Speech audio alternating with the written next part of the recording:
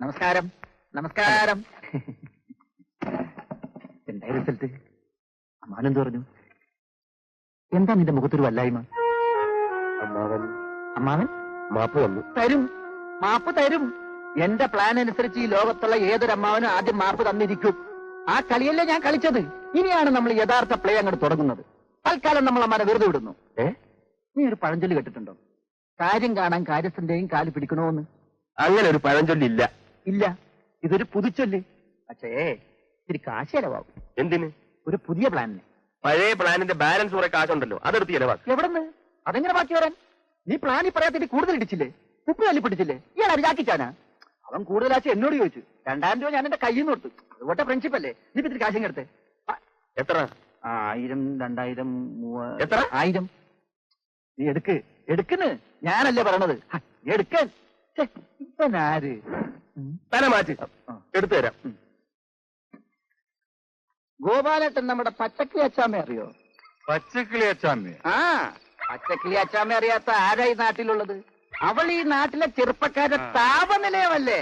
അല്ല, അവളുടെ കാര്യം പോട്ടെ എന്ന് വെക്കാം. പക്ഷെ അവനെങ്കിലും ഒന്ന് ആലോചിച്ചൂടെ? അവനോ? ആര്? അല്ല, ചേട്ടൻ തന്നെ പറ. അന്തസ്സുള്ള ഒരു തറവാട്ടിൽ ജനിച്ച അവനെ കുറിച്ച് ചിന്തയില്ലെങ്കിലും സൽസ്വഭാവിയും വിദേശിയുമായ അവന്റെ അമ്മാവനെ കുറിച്ചൊന്ന് ചിന്തിച്ചൂടെ? നീ കാര്യം തുറന്നു പറയണ്ടേ വേണോ? ഇങ്ങനെ ഇട്ടിട്ട് വർത്താനം പറയല്ലേ. അവൻ ഇപ്പോഴും ആ പച്ചക്കിളി അച്ചാമ്മയെ വെച്ചുകൊണ്ടിരിക്കുകയാണ്. ആര്? നിങ്ങളുടെ മുതലാളി മാധവൻ നായരില്ലേ? മാധവൻ നായരും? ഏയ്, മാധവൻ നായരുടെ മരുമകൻ നന്ദുല്ലേ? നന്ദഗോപാൽ. ഇത് നേരാണോ? അല്ല, നോണ. അവൻ അച്ചാമ്മക്കൊരു ജീവിതം കൊടുത്തെന്നോ കൊടുക്കാൻ പോണെന്നോ ഇതൊക്കെ കേൾക്കണുണ്ട്. എന്റെ ഈശ്വര, എനിക്കൊരൊറ്റ ആഗ്രഹമേ ഉള്ളൂ. ആ പാവം നന്ദുന്റെ അമ്മാവൻ ഇതറിയാതിരുന്നാ മതി. എന്റെ പൊന്നു ഗോപാലേട്ട, ഒരിക്കലും അമ്മാവൻ ഇതറിയരുത്. വേണു, നീ പോ. ഞാൻ പോട്ടെ. ധൈര്യമായിട്ട് പോ. ഞാൻ അല്ല, ഇനിയിപ്പോ അമ്മായി അറിയാലും അമ്മാവൻ ഒരിക്കലും. ഞാൻ ഏറ്റെന്ന് പറഞ്ഞില്ലേ? നീ പോടാ. പോ. പോട്ടെ.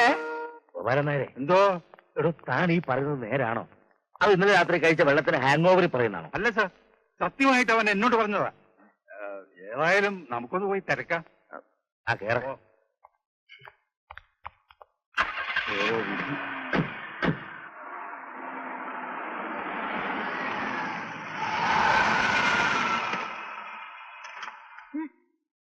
ഓ, ഇപ്പൊ വരാവേ. ആ,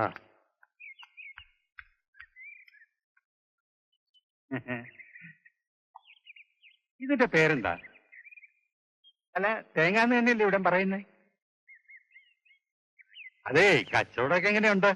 തനിക്കെന്താ വേണ്ട? എനിക്കൊന്നും വേണ്ട. അമ്പലത്തിൽ കൊടുക്കാനാ തേങ്ങ. ഒരു സംശയം ചോദിച്ചോട്ടെ? ഇവിടെ അടുത്തൊരു വേശ്യയുടെ വീടുണ്ടായിരുന്നല്ലോ, അറിയോ? നമ്മുടെ പച്ചക്കിളി അച്ചാമ്മയുടെ. ഓഹോ, അപ്പൊ താൻ അതിനിറങ്ങിയിരിക്കുകയാണല്ലേ? ഇയാളുടെ പരിങ്ങളി കണ്ടപ്പോഴേ തോന്നി എന്തോ പെശകാണെന്നു. ഏയ്, നിങ്ങൾ എന്നെ തെറ്റിദ്ധരിച്ചിരിക്കുകയാണ്. വെറുതെ ഞാൻ. ഇയാളുടെ മുഖത്തൊരു കള്ളലക്ഷണമുണ്ട്. വയസ്സുകാലത്ത് തനിക്ക് വരെ പണിയൊന്നുമില്ലടോ. അയ്യോ, എനിക്ക് വേണ്ടിയിട്ടല്ല കുഞ്ഞ്, ഈ കാറിലിരിക്കുന്ന സാറിന് വേണ്ടിയിട്ടാ.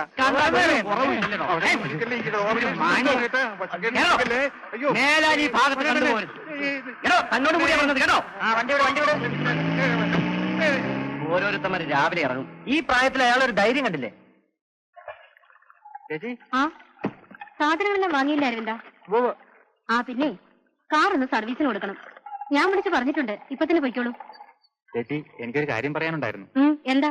അല്ല, എനിക്ക് കുറച്ച് ആത്മാർത്ഥത ഉള്ളതുകൊണ്ടാ. നീ കാര്യം എന്താ വെച്ച് പറ. സാറിന്റെ പോക്കത്ര ശരിയല്ല. ആ ഗോപാലൻ നായരും കൂട്ടനുണ്ടാവും. എന്താ അങ്ങനെ തോന്നാൻ? ഇന്ന് കാലത്ത് അവര് പോയത് ഈ നാട്ടിലെ ഏറ്റവും ചീത്തപ്പേരുള്ള ഒരു സ്ത്രീയെ അന്വേഷിച്ച. എന്നിട്ട് ശരിക്കും സ്ഥലം അറിയാത്തോണ്ട് ഒരു കടയുടെ മുന്നിൽ നിർത്തി വഴി ചോദിച്ചു. നാട്ടുകാർ കൈവെക്കുന്നതിന് മുമ്പ് രക്ഷപ്പെട്ടു എന്ന് പറഞ്ഞാ മതിയല്ലോ. സത്യമാണോ നീ പറയണേ? ഇങ്ങനത്തെ കാര്യങ്ങളൊക്കെ ആരെങ്കിലും ചുമ്മാ പറയോ ചേച്ചി? ഏതായാലും ഞാൻ ഇവിടെ വന്ന് പറഞ്ഞു എന്ന് സാർ അറിയണ്ട. ചേച്ചി ഇനി ഒന്ന് ശ്രദ്ധിച്ചാ മതി.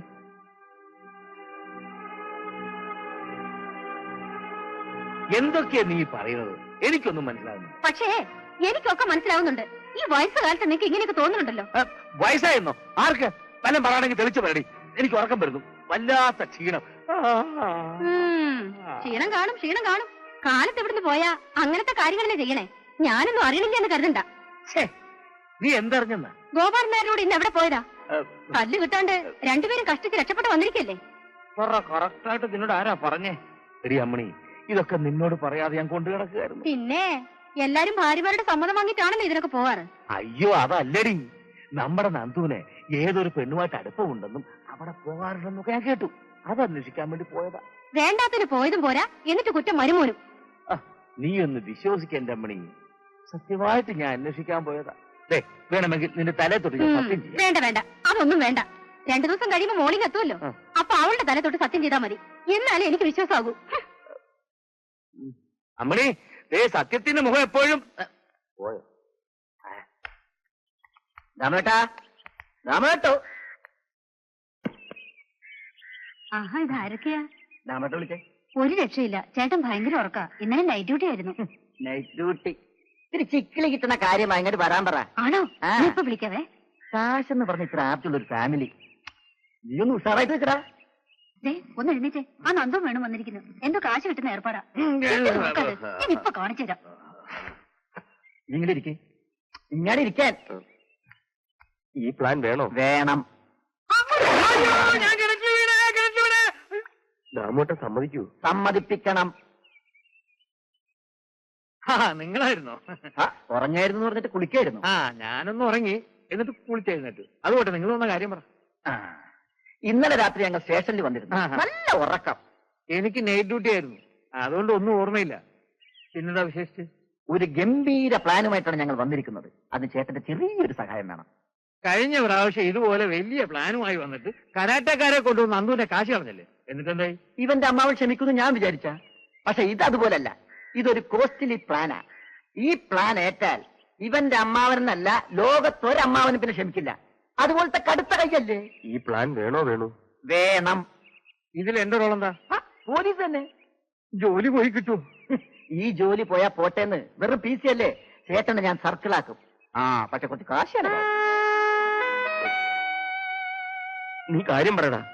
പിന്നെ സ്റ്റേഷനിൽ നിന്ന് കുറച്ച് നേരത്തേക്ക് ആ ജീപ്പ് ഒന്ന് അറേഞ്ച് ചെയ്യാം. അയ്യോ, ജീപ്പോ? അതിന്റെ ചെലവെന്താന്ന് വെച്ചാൽ തന്നേക്കൊണ്ടേ. പിന്നെ നമുക്ക് വേണ്ടത് ഒരു കുപ്പി എണ്ണ, ഒരു വരേൻ അണ്ടർവെയർ, ഒരു വിലങ്ങ്, പിന്നെ അച്ചാമ്മ. അച്ചാമ്മ? അതാര്? പച്ചക്കിളി അച്ചാമ്മ.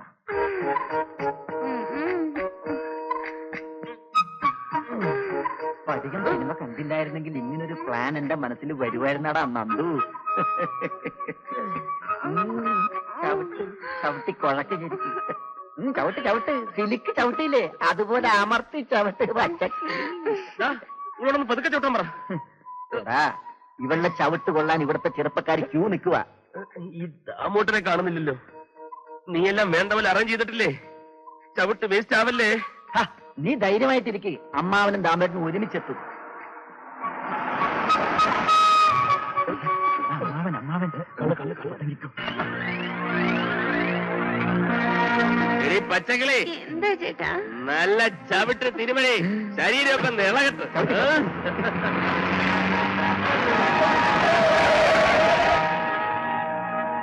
ഇറങ്ങി വേണോ?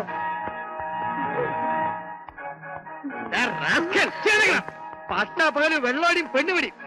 IPC 138 പ്രകാരം 2 എണ്ണത്തിന് അറസ്റ്റ് ചെയ്തിരിക്കുന്നു. നടക്കണം സ്റ്റേഷനിൽ. വലിയടത്തെ കൊച്ചാൻ എഞ്ചിനീയർ ആണെന്നൊക്കെ പറഞ്ഞിട്ട് എന്താ കാര്യം? നേരം വെളുത്ത കള്ളും വേണം പെണ്ണും വേണം. അറേഞ്ച് ചെയ്ത് കൊടുത്തിട്ട് നമ്മുടെ മെക്കിട്ട് കയറും. ഇങ്ങനെയുണ്ടപ്പോ മനുഷ്യന്മാര്.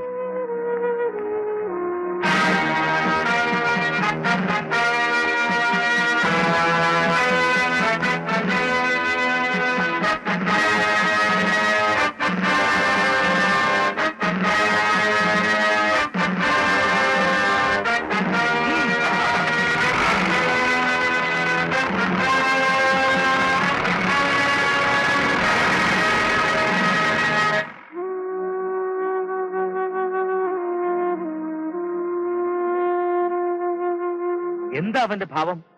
എന്റെ മുഖത്ത് ചെളിവാരി എറിയാനാണോ? കാരണവന്മാരുണ്ടാക്കിയ സൽപ്പേരായി തറവാടിനുള്ളത്.